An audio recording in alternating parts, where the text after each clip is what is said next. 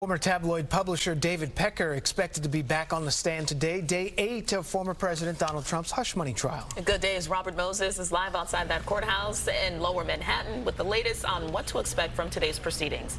Robert, good morning. Shani and Dan, good morning to you. David Pecker's testimony has been fairly explosive so far. Today, the defense will continue to try to poke holes in it.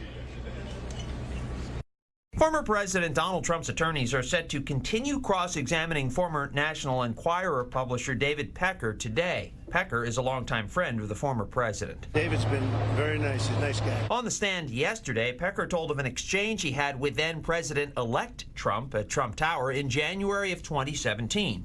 The Enquirer had previously bought the rights to 2 stories that could have damaged the candidate during the 2016 campaign. A doorman told of Donald Trump fathering a child out of wedlock, which turned out to be untrue, and former Playboy model Karen McDougal claimed to have had an affair with him. Neither story ran, a practice known as catch and kill. Pecker recounted the 2017 conversation with President-elect Trump. He said, "I want to thank you for handling the McDougal situation." And then he also said, "I wanted to thank you for the doorman situation." He said that the stories could be very embarrassing. Pecker testified that the president-elect inquired about McDougal. "How's our girl?" he asked, according to Pecker, to which Pecker replied, "She's cool. She's very quiet. No issues." Pecker told Michael Cohen about the story of Stormy Daniels. The hush money that Cohen paid her on his then-boss's behalf is at the center of this trial. As the former president sat in court yesterday, he had an eye on the Supreme Court. I would have loved to have been there. The justices heard arguments surrounding the former president's claim that he is immune from prosecution for plotting to overturn the 2020 election results.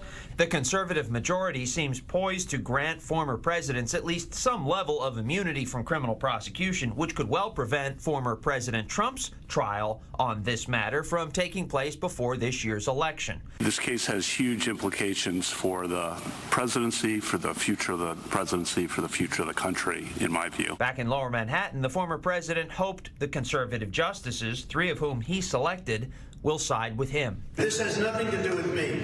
This has to do with a president in the future for 100 years from now. If you don't have immunity, you're not going to do anything. You're going to become a ceremonial president. And as for the current president, Joe Biden, we told you that he had attended a fundraiser last night in Westchester County. Well, he stayed overnight here in New York City, and he is set to depart Kennedy Airport shortly after noon today, so plan accordingly as the president's motorcade heads out to JFK. We're live at Criminal Court in Lower Manhattan this morning. Shani, back to you. Robert, thank you.